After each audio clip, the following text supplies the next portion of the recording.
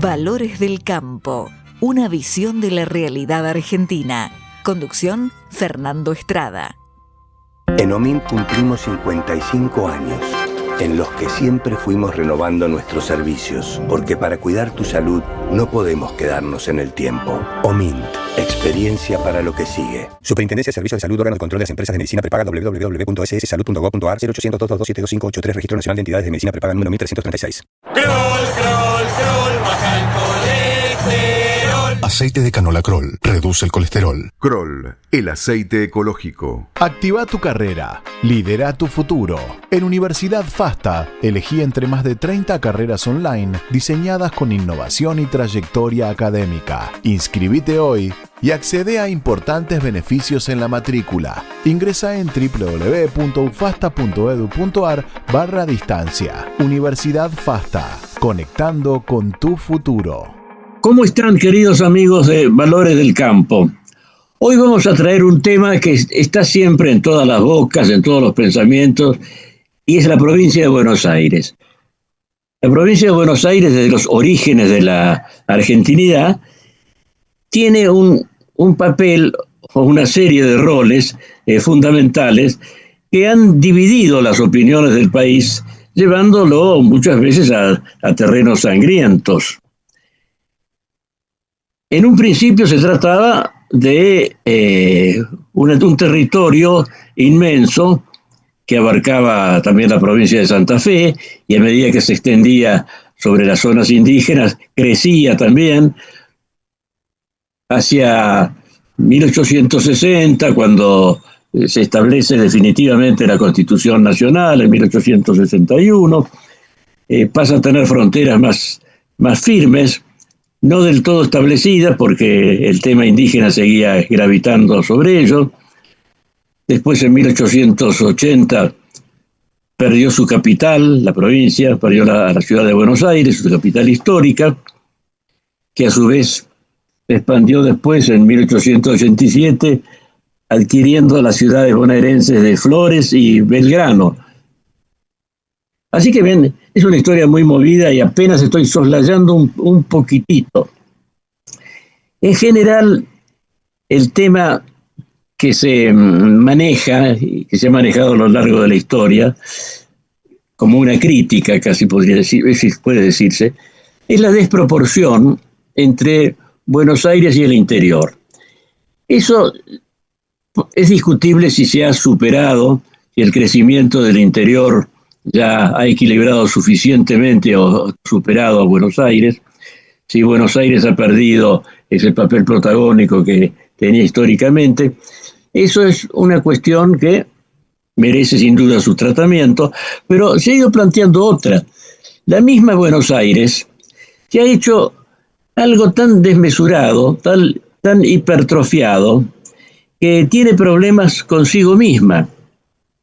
Ustedes han visto, bueno, últimamente las elecciones, cuánto se especula sobre qué partido de la provincia va a poner el peso central en la balanza del poder, cuáles otras van a tener una posición totalmente distinta, pero no van a ver reflejada su tendencia en los resultados prácticos, quiero decir, en los cargos. Las distancias siderales que hay entre las distintas ciudades y la capital, La Plata. Es decir, en la provincia de Buenos Aires son tantas las realidades que se han juntado que existe otro fenómeno, que es el desconocimiento de los grandes problemas de cada región en las demás. Por supuesto, no es lo mismo el conurbano que un ganadero en la zona del norte de la provincia, o respecto del centro de la provincia, la agricultura, la industria, la minería. Es decir, es un país de por sí la provincia de Buenos Aires. Por consiguiente, requiere con toda necesidad un sistema político y administrativo que refleje todo esto. Es un gran problema que está planteado, pero no está suficientemente debatido.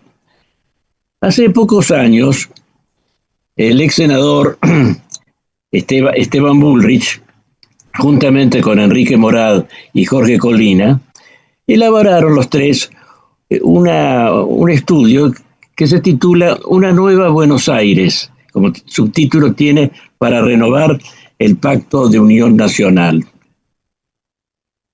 Para retomar el tema, para proyectar la luz que requiere, la que estoy diciendo que es necesaria, vamos a tratar el contenido de esta obra. Por eso está aquí hoy Enrique Morad y vamos ya a entrar en el tema. Enrique, ¿cómo estás? Muy bien, Fernando, muchas gracias por la invitación para volver a conversar sobre este tema que consideramos nosotros tan relevante y nos apasiona. Y agradezco la invitación para compartir con ustedes las perspectivas que desde hace varios años y de una manera dinámica, con algunos amigos, Jorge Colina y Esteban Bullrich han sido los últimos, pero me ha tocado trabajar con otras personas también antes, venimos haciendo. Que parecería que la provincia de Buenos Aires reclama con urgencia que se considere cómo se hace, cómo se organiza para que los habitantes de Buenos Aires puedan vivir con la mayor calidad. En definitiva, a eso sirven los territorios. Poblaciones se desarrollen, desplieguen su actividad laboral, generen la riqueza, den educación y alimentos a sus habitantes, etcétera, etcétera. Todo eso se puede hacer como se hace, o se puede hacer mucho mejor si se organiza distinto, lo que yo creo. Y bueno, sobre eso, tienen ganas de compartir las ideas, con todo gusto puedo comentar. Sí, justamente. Me interesa mucho que nos hagas una síntesis, luego la desarrollaremos, sobre el tema central de esta investigación, este libro. Bueno, a ver, las situaciones territoriales en la humanidad, en la historia de la humanidad, no son estáticas, son dinámicas. Las fronteras tienen movimientos de un lado o del otro que responden a veces a movimientos endógenos, a veces a situaciones exteriores. De hecho, vos hiciste referencia a 1860, 1861, y después cuando se produce la federalización de la ciudad de Buenos Aires. ¿Cierto? En la colonia Buenos Aires se vincula al puerto de Buenos Aires y nadie distingue provincia de ciudad de Buenos Aires. Todo era Buenos Aires, sus límites eran imprecisos, hay mapas que los llevan hasta lo que ahora sería Tierra del Fuego, y hay otros mapas, y por arriba, discutiendo así con Santa Fe y Córdoba, que eran presencias importantes, y Entre Ríos, pero en todo caso a veces incorporaba parte de lo que después fue la gobernación de Montevideo. Bueno, en los 500 años de historia nacional, el territorio se ha movido. El debate era sobre las rentas del puerto, la razón de los movimientos era sobre las rentas del puerto. Recordemos que la colonización o la civilización al territorio actualmente argentino no entra solamente por acá, entra después por el puerto de Buenos Aires.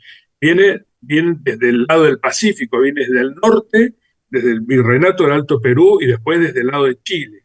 Varias ciudades argentinas se originan en las avanzadas de los españoles desde el norte y desde el oeste. Entonces, pero claro, el puerto era el lugar natural, Buenos Aires es el lugar natural de la llegada de las mercaderías y un poco más adelante va a ser de la salida de la producción. Entonces, eso va a dar origen a quién se queda con las rentas de esa actividad portuaria.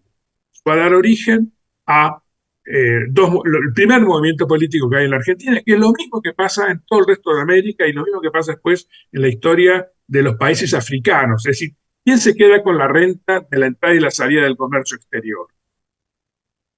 Eso va a dar el mundo de los unitarios y el mundo de los federales, lo que centraliza los ingresos y la decisión política, porque administran los ingresos, y los que le dan o reconocen proporciones y razones para que sean los habitantes del interior los que tengan alguna participación. Entonces empiezan los regímenes de distribución de los ingresos que ahora vamos a llamar fiscales o aduaneros. Eso marca la primera mitad de la historia del siglo XX, del siglo XIX, perdón, a partir de 1810 en adelante. Eso también había explicado la llegada de los ingleses, los intereses o la preocupación por las rentas que se suponía se generaban en las provincias del norte, y además por el interés de los ingleses de comercializar por fuera de la organización que había estructurado la Corona de España. Entonces, no es un problema exclusivamente político, es un problema que tiene una profunda vinculación con la renta. Y ese problema va a enfrentar a Buenos Aires con el interior. El federalismo radicando en el interior, en Buenos Aires la centralización o la digamos, o la condición de centro recaudador y distribuidor de los recursos. A las caídas de Rosas y después de Caseros, cuando llega el momento de la Constitución de 1853, recordemos que Buenos Aires no firma la Constitución.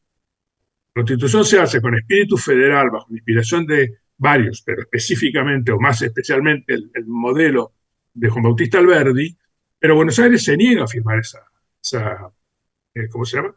Esa Constitución, y hasta 1861, son 8 años, lo que entonces se da en llamar la Confederación Argentina unifica todo el interior argentino, pero la capital está en Paraná. Digamos, la sede del poder político está en Paraná. Desde allí se articula la convivencia con los caudillos del interior. El reemplazo de Rosas supone también la caída de Buenos Aires y la emergencia de un poder federal que se radica en el interior. A partir de los sucesivos movimientos y específicamente el pacto de San José y después del acuerdo de San Nicolás, vamos a encontrar la restauración de la unidad nacional. Ese es el pacto de unión nacional. Cuando Buenos Aires se suma a la Confederación, algunas reformas que impone la Ciudad de Buenos Aires, y 20 años después o 25 años después, con la federalización de lo que era el espacio de la Ciudad de Buenos Aires o del territorio de la Ciudad de Buenos Aires, y un poquito más adelante la creación de la Ciudad de La Plata. En el medio está, como vos bien recordaste recién, la adquisición de pueblos vecinos, que se produce con Flores y con Belgrano, estuvo a punto de producirse, incluyéndolo a Luján, eso no se materializó, pero el poder de Buenos Aires buscaba sumar territorio, que era también sumar poder, y salirse de estar solamente vinculados al comercio exterior. Eso es lo que querían los porteños. De todas maneras, parecería una historia muy antigua, no vamos a hacer una charla sobre historia. Lo que yo quiero decir es que a lo largo de la historia lo que ocurre es que la política va acomodándose a las necesidades y a la mejor manera de servir en esa época. Entonces, cambian las visiones políticas. La actual conformación surge de la Cava y la provincia de Buenos Aires, surge de la Constitución de 1994, que genera esta Ciudad Autónoma de Buenos Aires, que es un híbrido entre una capital federal sin ninguna representación política, además estaba gobernada por una autoridad que imponía el presidente de la nación. Por una parte, genera responsabilidades políticas, reconoce responsabilidades políticas a los habitantes de la ciudad de Buenos Aires, les ofrece 3 senadores, ya tenían diputados desde antes, y eso, pero tampoco es de todas las facultades provinciales, no está reconocida como una provincia. Es una modernización, y es por ahí donde van las cosas. Y es ahí donde van las cosas. ¿Qué es lo que nosotros propusimos hace 15 años, la primera vez? Lo que nosotros proponíamos era generar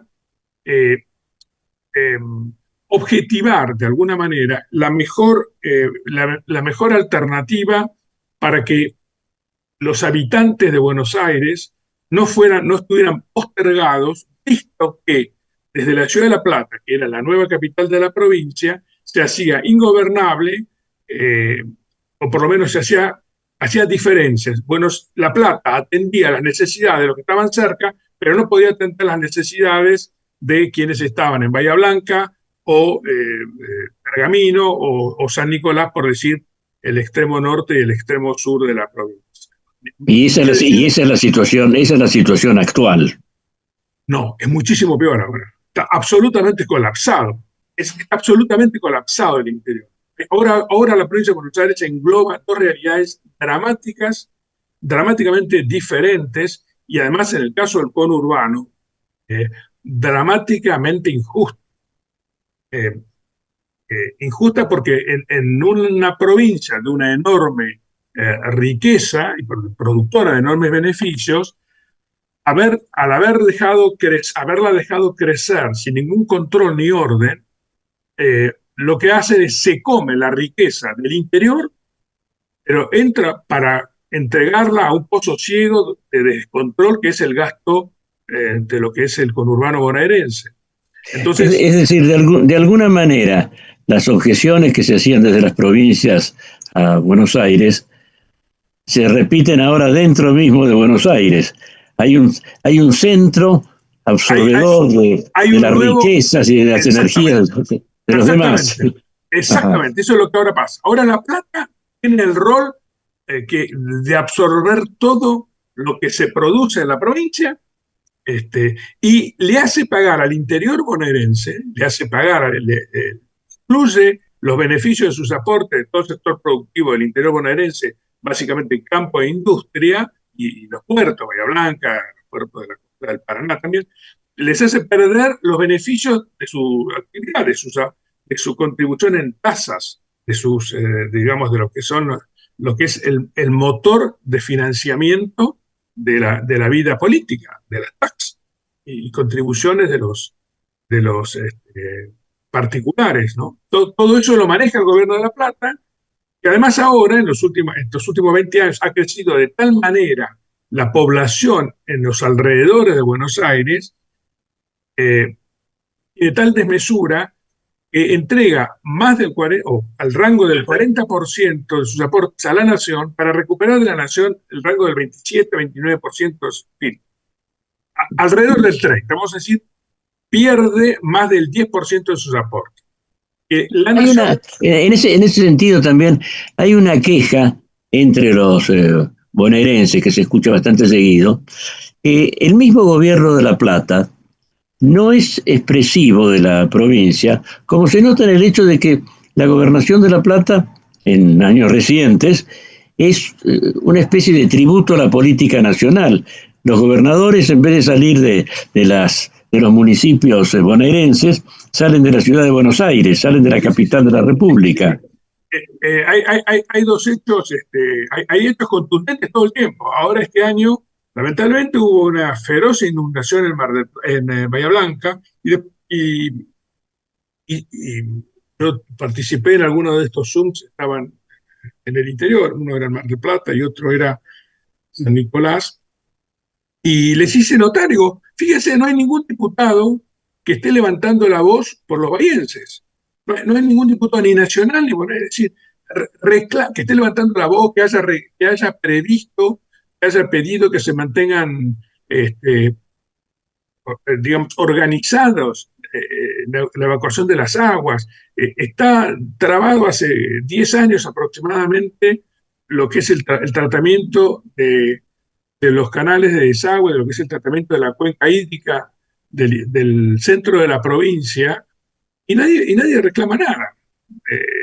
Quedan todos porque la manera de reclamar en la provincia de Buenos Aires, en los últimos 20 años, yo digo 20 para tomar la comodidad de decir, ya después de la reforma del 94, de la Constitución del 94, bueno, en el siglo XXI, ya pasó la cuarta parte del siglo XXI, en el 25 es la cuarta parte del siglo XXI. Nadie se ocupó, no hemos logrado ocuparnos, resolver las injusticias que se derivan de la mala distribución del poder político en la provincia de Buenos Aires.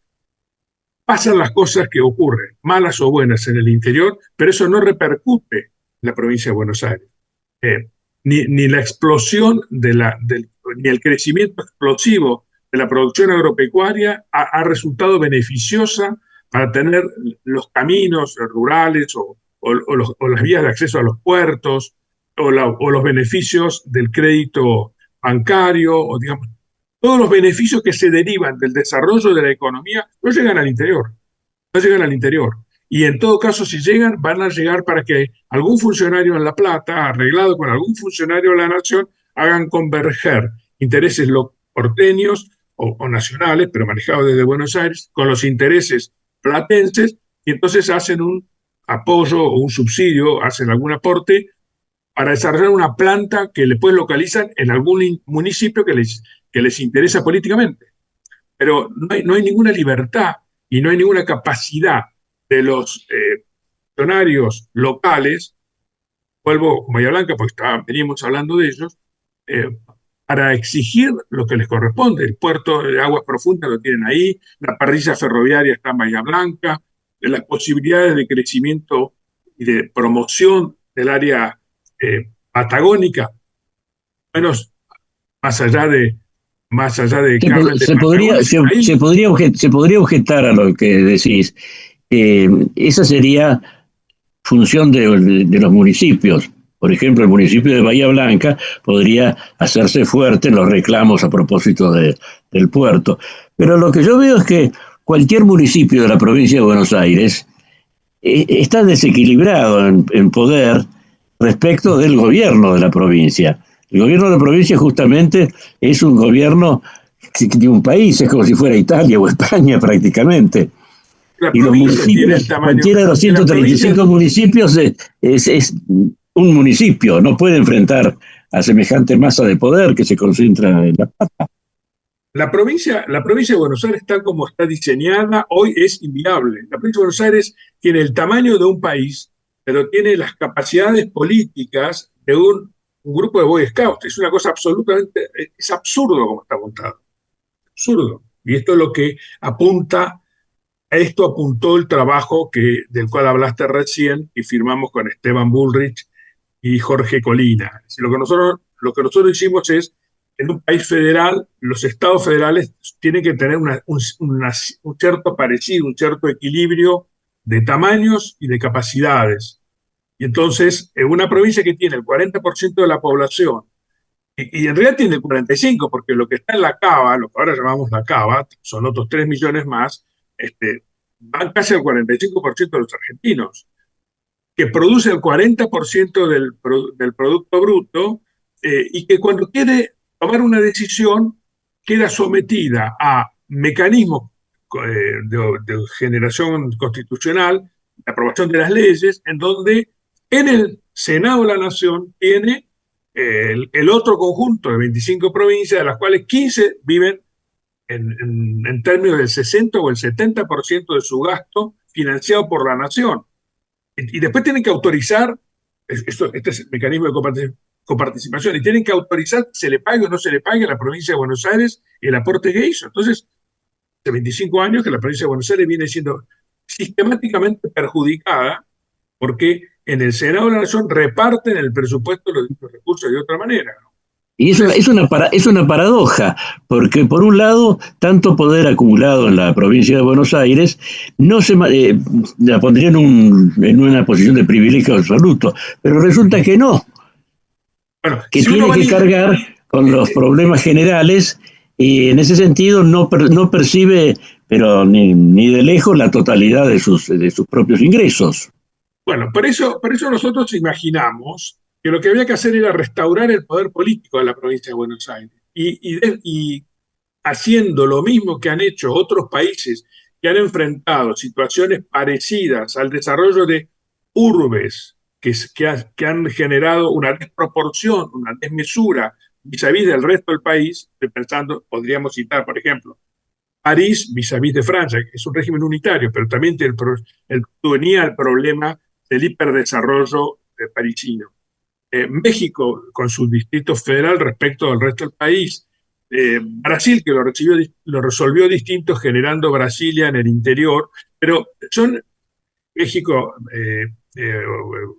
digamos, y Brasil son estados, organizaciones federales parecidas a la nuestra, y que en los últimos 20, 30 o 50 años, en algunos casos, han tomado decisiones para corregir los desarrollos desmesurados que se han dado en algunas de sus ciudades.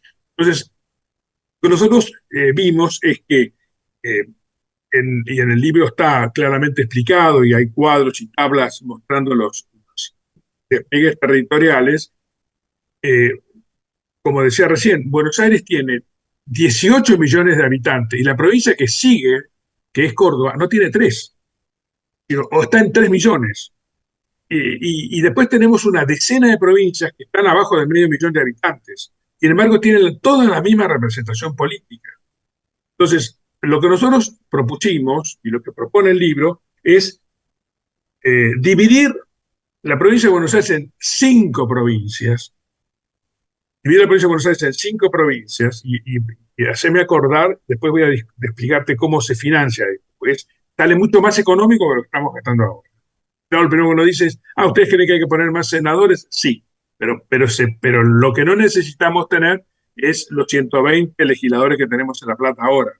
Eso es lo que sobra. Entonces, si uno los traslada a las provincias, ahí tiene, si uno traslada los recursos a las provincias, ahí tiene el fondeo, el origen del fondo.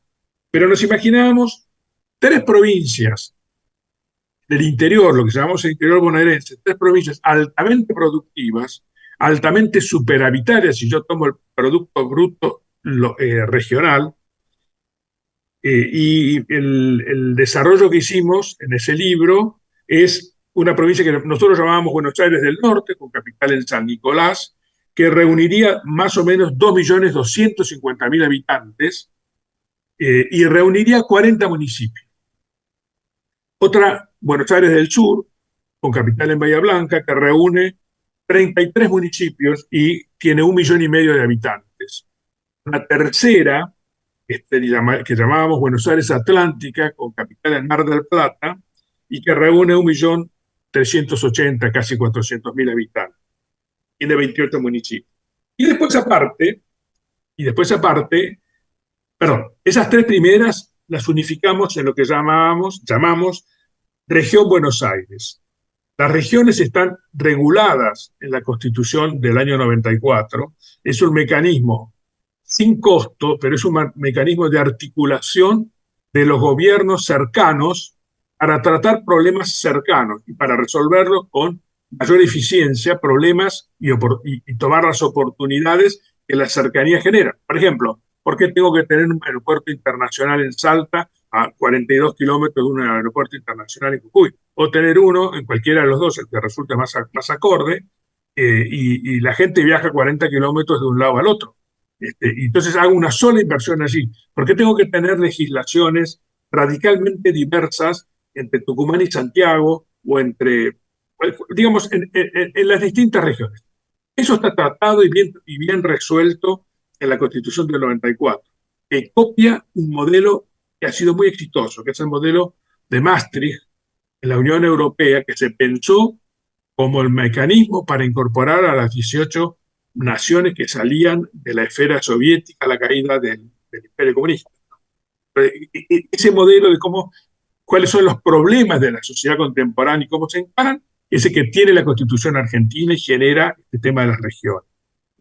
Nosotros nos imaginamos que la gran mayoría del territorio bonaerense, es decir, toda la provincia de Buenos Aires, menos lo que llamamos el AMBA, toda la provincia de Buenos Aires, menos lo que llamamos el AMBA, que engloba casi 7 millones de habitantes, tiene derecho y reclamaría ser tratada como 3 provincias diferentes, y tener la misma representación que puede tener Neuquén, Río Negro, Santa Cruz, Formosa, Mendoza o cualquier provincia.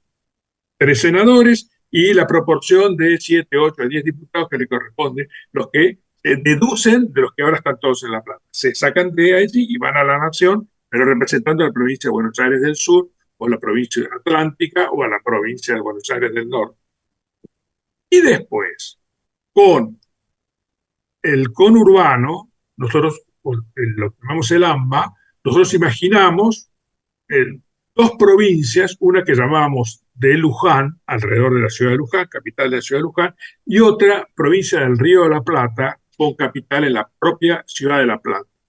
Ahí quedan más o menos 6,5 millones en cada una, pero configurando simultáneamente esas dos provincias, más la Cava, lo que era la vieja capital federal, pasan a ser 15 millones de personas.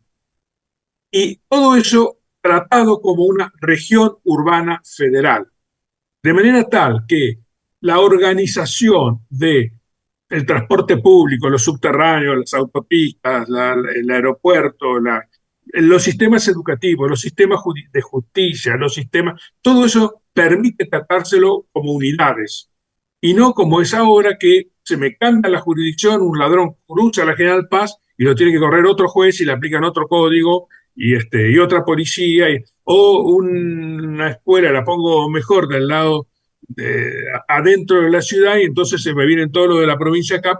Bueno, tengo que unificar todo eso.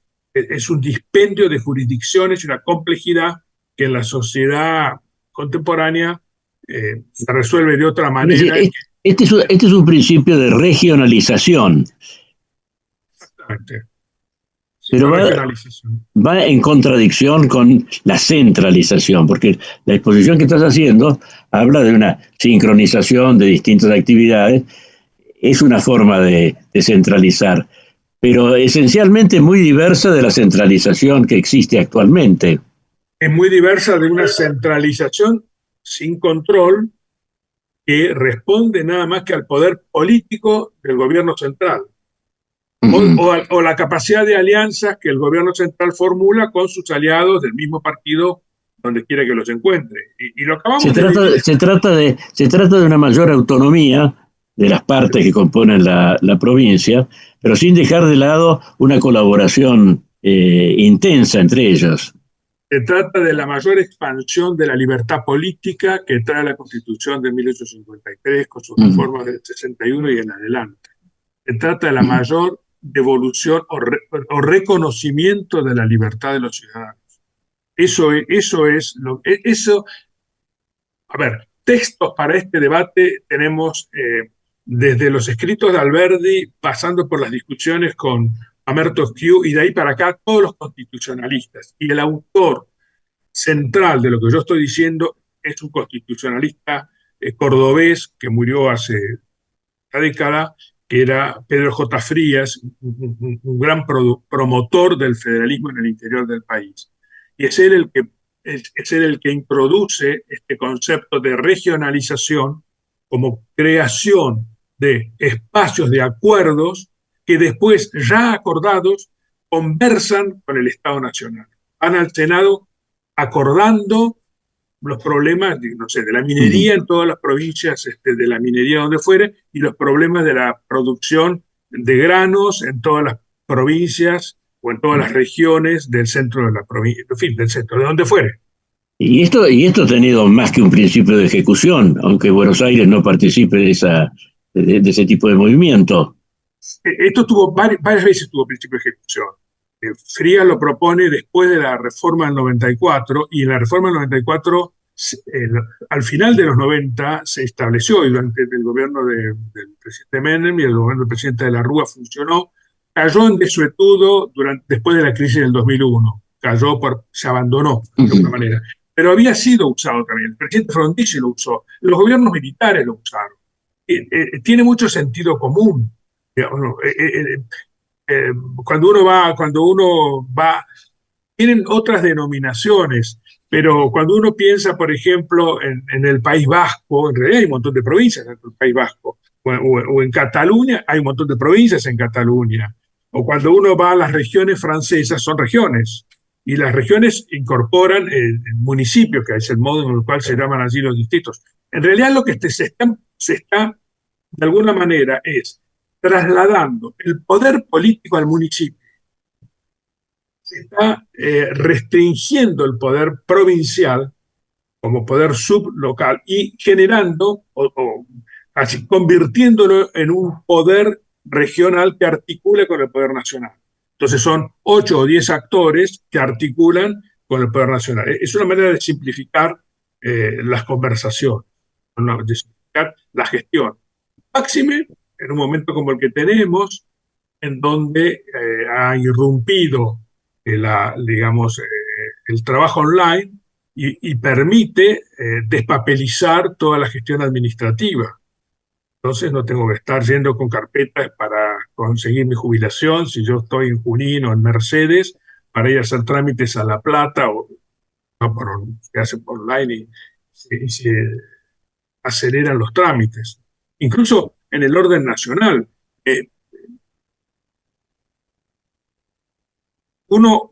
Ningún politólogo en Brasil ahora o en México, yo no he ido en los últimos 2 o 3 años, pero estaba viendo estos temas hasta hace 5 años más o menos, piensa que se deben de seguir con las oficinas locales de los organismos nacionales, ni del ANSES, ni del PAMI, todo eso va online. Se desaparecen todas esas actividades, y cualquiera, donde quiera que esté, basta que pueda acceder por algún mecanismo de transmisión de datos, accede a sus propios expedientes. Hay una reformulación de la visión del Estado. Esa reformulación de la visión del Estado, que en este momento está bastante expandida en la Argentina y que tiene polos de desarrollo o polos vigorosos en el interior bonaerense, está bloqueada en el Gobierno de La Plata. Porque el Gobierno de La Plata tiene una visión, a mi manera de entender, absolutamente anacrónica e ideológica. Entonces no deja prosperar ninguna visión que considere que le va a restringir su poder político, su hegemonía política sobre el interior. Evidentemente, cuando estás hablando del Gobierno de La Plata, no es necesariamente el gobierno actual, sino una especie de institucionalización de estos vicios que viene desde hace tiempo y tiende a hacerse más estrecha. Y vos sabés, Fernando, yo estuve vinculado al gobierno de María Eugenia Vidal y estas ideas no eran mías, estaban en el gobierno. Sabés que la posibilidad de llevarlas a cabo fue a cero, porque lo que veíamos en el plano académico o en la investigación sociológica, en la práctica no estaba trasladado a los estamentos sociales. Uno no puede hacer... Era un análisis de gabinete, no era un análisis de la realidad. Entonces, evidentemente, hay grandes ideas que no trascienden los ámbitos académicos y no llegan a ejercer su potencialidad transformador. Absolutamente, pero justamente de eso se trata la vida política. Es decir, hay que ayudar a que los desarrollos permitan el enriquecimiento o la mejora de la calidad de vida de los ciudadanos. Yo estoy convencido que ahora esto va a pasar, porque el tiempo va, digamos, hace su trabajo también, y quienes no ven no es porque sean necios, quienes no ven es porque están mirando otra cosa, pero generalmente después los que están proponiendo la reforma van corrigiendo y la van parcializando, y los que van y la van haciendo viables al parcializarlas o al segmentarlas, y los que se oponen en un punto empiezan a advertir la debilidad de su visión y entonces corrigen y van aceptando las transformaciones. Y toda la historia de la humanidad es así. Evidentemente. Y en este caso, en esta iniciativa, que va dirigida también contra el concepto burocrático en el mal sentido que tiene, ¿no se correría el riesgo de que las nuevas provincias acumularan una capa burocrática igualmente repudiable como la que hay ahora? Es probable. Y desde luego no me estoy refiriendo a ningún empleado del Estado ni servidor del Estado, sino lo que sabemos que es la hipertrofia de las funciones. Siempre nos pasa a los seres humanos, nos pasa que cuando algo nos va bien tendemos a hacerlo aumentar o hacer crecer. La prudencia es la virtud del gobernante, ¿no? Y eso supone autocontroles, autolímites, turnos, irse moviendo, pero estamos hablando de virtudes. Estamos hablando de características que no están siendo tan frecuentes entre nosotros en los últimos años. Si cualquier gobernante que tenga propensión a la desmesura y que no tenga alguien que lo controle, va a ser desmesurado. Por eso la partición, digamos, la creación de distintos poderes del Estado con autocontroles y la creación de mecanismos de control de cada uno de los poderes son esenciales para la buena marcha de la vida civil y democrática. Y por supuesto que el riesgo que decís existe, pero en el medio es un riesgo que vale la pena tomar. Ir de un lado al otro en un auto es mejor que ir caminando. Ahora, el riesgo de ir a alta velocidad o cometer imprudencia en la ruta puede producir un accidente. Bueno, sin embargo, no por eso dejamos de viajar, aunque alguno quiera no viajar porque tiene miedo al choque. Riesgo y experiencia. Es muy interesante la historia de la Europa reciente. La Europa, es decir, quienes tenemos más de 40 años, hemos asistido hace 30 a la caída del muro de Berlín, que descubrió, a la caída del muro de Berlín, a la caída de la Unión Soviética, que fue como sacarle una tapa de acero que nosotros no sabíamos que es lo que había en esos 17 países que estaban del otro lado de la cortina. Polonia, Hungría, Checoslovaquia, todos los países que estaban ahí. No sabíamos lo que era. Estaban sojuzgados violentamente 3 o 4 veces en la Revolución de Hungría del 56, en la de Praga en los 70, 78, 70, ¿cuándo es? 78. Hubo episodios que pusieron en el centro de la información del mundo la violencia del terrorismo marxista aplicado sobre una población ajena, porque no eran rusos, que dominaban a los húngaros, a los polacos, a los croatas, es decir, y salvajadas con las cuales convivimos 40 años, después del año 45, ¿no? Y antes si vos querés ir, también con las invasiones de los alemanes y la de los italianos, o sea, se puede ir para atrás y tenemos el siglo XX, que ha sido el siglo más sangriento de la historia. Se habla de más de 120 millones de muertos producidos por la violencia en el siglo XX. Sin embargo, bueno, a la caída, a la implosión de la Unión Soviética, porque la Unión Soviética no cayó porque un ejército americano o de alguno, no, la Unión Soviética cayó por una multiplicidad de causas, pero causas que fueron movidas estratégicamente por pensadores inteligentes. Claramente hay que darle la derecha, yo estoy convencido de esto, yo vivía en Europa en esos años, hay que darle la derecha a la visión del Papa Juan Pablo II, que demolió detrás de las cortinas de la Unión Soviética, hablando el lenguaje y en los idiomas de esos juzgados, junto con el poder político que representaba el presidente Reagan y con el poder político de lo que ahora es la Unión Europea, que ejercía la primera ministra inglesa Thatcher, una operación de pinzas que acabaron ahogando financieramente a la Unión Soviética y cayó la Unión Soviética. Para que ahí no hubiera habido un caos, era lo que previsiblemente iba a pasar, donde todo el mundo se lanzara a sus venganzas, hubo un montón de analistas políticos. Ahí esa era la parte que yo vivía en esos 3 y pico de años que pude asistir a clases en Sorbona y estudiaba eso. Hubo un montón de estudios y de politólogos tratando de entender cómo se podía hacer para evitar la guerra o evitar una nueva guerra y resolver los conflictos que naturalmente iban a subir. Y eso fue lo que luego maduró y en el año 92 generó lo que son los pactos de Maastricht, que es el empoderamiento a las ciudades, por simplificar, es el empoderamiento de las capacidades de gestión de la vida diaria a las ciudades y la articulación de las regiones como modo de armado de los estados. Fue exitosa. Hubo algunos conflictos.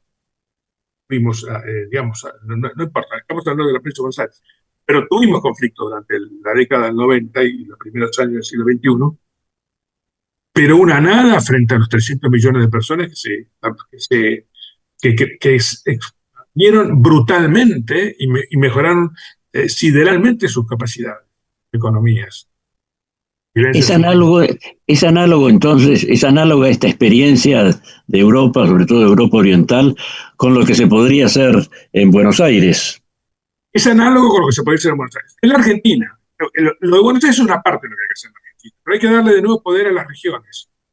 Las regiones en el interior significarían una enorme simplificación de la negociación política. ¿Y cuáles serían las provincias al que daría lugar la división de Buenos Aires? Bueno, en nuestra visión, nosotros vemos dos momentos. Uno, inmediato, que sería la división de las tres provincias de lo que llamamos interior, en tres nuevas provincias en el interior bonaerense. Provincia de Buenos Aires del Norte, que te lo decía recién, con capital en San Nicolás, que es una ciudad enorme, con tradición constitucional, con mucha fuerza cultural, y que tiene alrededor suyo hay 40 municipios que reúnen 2.250.000 habitantes. Después está la provincia de Buenos Aires del Sur, que es la provincia de Bahía Blanca, la capital en Bahía Blanca, que tiene 1,5 millones de habitantes, son 33 municipios, ya estaba vista como provincia por Carlos Pellegrini. En 1901, el senador Pellegrini, Carlos Pellegrini ya había sido presidente, propone una ley que se aprueba en el Senado. Y luego, por conflicto con el presidente Roca, esto no prospera, porque había que dividir la provincia, ¿no? En todo caso, no es una novedad. El diario más importante de Bahía Blanca se llama La Nueva Provincia. El diario más importante de Mar del Plata, que era otra que estaba en esa emisión, se llama La Capital, porque iba a ser otra provincia. Cuando Dardo Rocha gana y elige el actual emplazamiento de La Plata, está descartando estos otros dos. Bueno, a esta altura del partido, cada uno de estos otros dos descartados tienen 1,5 millones, 2 millones de personas. En el libro hay, en el libro hay unas tablitas extraordinarias, porque nosotros hablamos de esto como si fuera una gran osadía, digamos, o un gran disparate. A mí me gustaría recordarles esto. Miren, si lo que nosotros les estamos proponiendo se hiciera así, ¿saben cuál sería la provincia más grande de la Argentina en número de habitantes? Era la provincia del Río de la Plata, o sea, La Plata, que quedaría con 6,5 millones de personas. La segunda más grande sería Luján, con 6.300.000 personas. La tercera sería Córdoba, que quedaría con 3.800.000, que es lo que tiene ahora. Después sigue Santa Fe, con 3.600.000, son las que tienen ahora, ¿no? Después seguiría la ciudad autónoma de Buenos Aires, con 3 millones, y después Buenos Aires del Norte, o sea, San Nicolás, con 2.200.000, y así para abajo. La más chica de las provincias nuevas sería Buenos Aires, la de Mar del Plata, Buenos Aires Atlántica, 1.300.000, pero más chicas que Buenos Aires Atlántica, más chicas que la provincia más chica de las nuevas que estamos imaginando, serían Chaco, Corrientes, Santiago del Estero, San Juan, Jujuy, Río Negro, Neuquén, Chubut, Formosa, San Luis, Catamarca, La Rioja, Santa Cruz, La Pampa y Tierra del Fuego. Tierra del Fuego tiene 180.000 habitantes.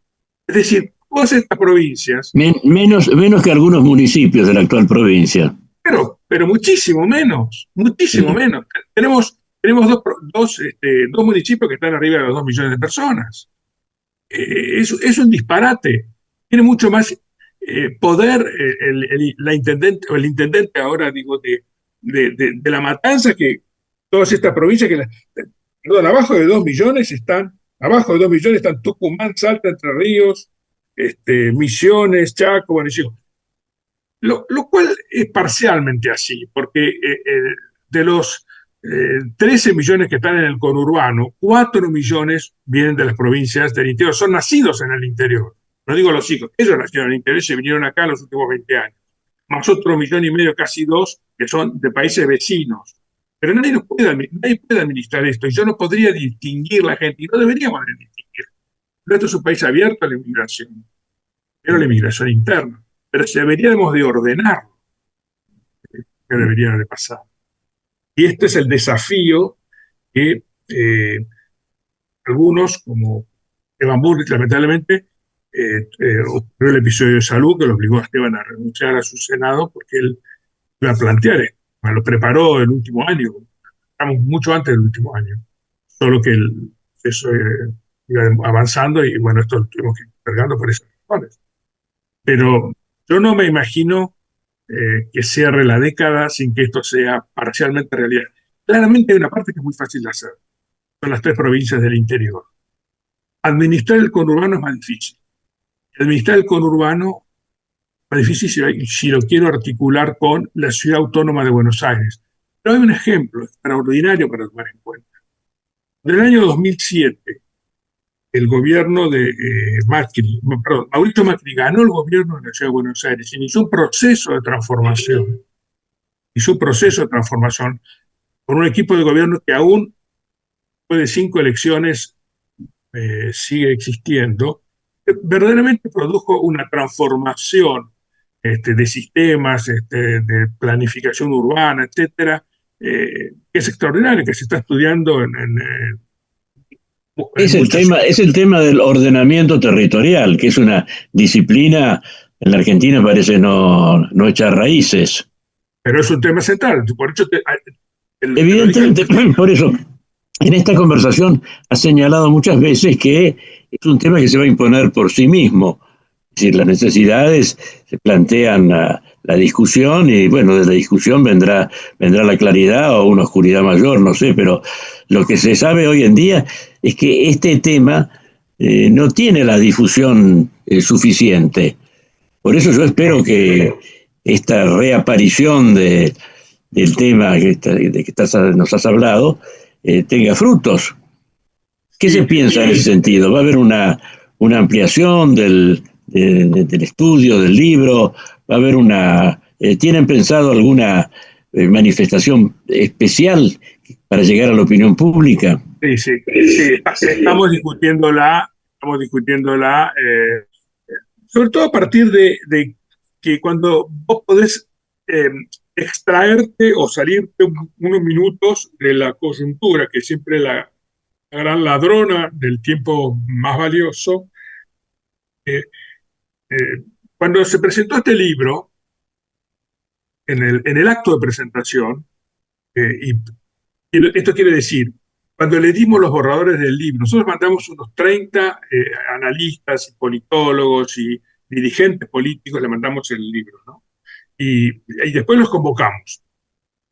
Yo ahora, pensando esta charla, preparé la lista de los que, las fotos de ese día y las agarré. Miren, ese día estaban sentados o pasaron a hablar. Y además sus opiniones de la mitad de estos están puestas en el libro porque le agregamos 10 páginas al final con sus opiniones. Ahí estuvieron Mauricio Macri, Andrés Malamud, Carlos Melconian, Eduardo Menem, el Tino Navarro, Horacio Oliendo, Martín Lustó, Federico Pinedo, Joaquín de la Torre, Jorge Macri, podría seguir. Lo que pasa es que el acto estaba teñido por la emoción de la situación del pobre Esteban, que estaba haciendo su último esfuerzo, renunció 2 días después de esto a su banca en el Senado. Pero ninguno le pareció que era un tema ocioso. Todos dijeron hay que estudiarlo, no era el momento. Y ahora Esteban sigue siendo realmente un argentino ejemplar, es una persona como no hay, yo creo que no hay ninguno entre nosotros actuando, sigue empujando la tarea. Yo estoy esperando, hoy todavía no recibí su WhatsApp, pero yo estoy esperando que en cualquier momento aparezca y me diga cuándo empujamos de nuevo, cómo lo planteamos de nuevo, porque necesariamente... Bueno, Enrique, creo que sabes perfectamente que este es un ámbito donde vas a poder comunicar los avances que se hagan con esta cuestión tan importante para la República y para la provincia de Buenos Aires. Sí, lo sé y se lo voy a comentar a él en cuanto lo vea. 2 o 3 días seguramente voy a poder estar con él. Te agradezco mucho, Enrique. No, al contrario, muchísimas gracias a vos, Fernando, y a todos ustedes por esta invitación. Por favor. Hoy hemos hablado con el doctor Enrique Morad y nosotros volveremos a encontrarnos aquí en nuestra próxima edición de Valores del Campo. Hasta entonces. En OMIN cumplimos 55 años, en los que siempre fuimos renovando nuestros servicios, porque para cuidar tu salud no podemos quedarnos en el tiempo. OMIN. Experiencia para lo que sigue. Superintendencia de Servicios de Salud, órgano de control de las empresas de medicina prepaga, www.sssalud.gov.ar, 0800-222-72583, Registro Nacional de Entidades de Medicina Prepaga número 1336. Kroll, baja el colesterol. Aceite de canola Kroll reduce el colesterol. Kroll, el aceite ecológico. Activa tu carrera. Lidera tu futuro. En Universidad FASTA, elegí entre más de 30 carreras online diseñadas con innovación y trayectoria académica. Inscribite hoy y accede a importantes beneficios en la matrícula. Ingresa en www.ufasta.edu.ar/distancia. Universidad FASTA, conectando con tu futuro.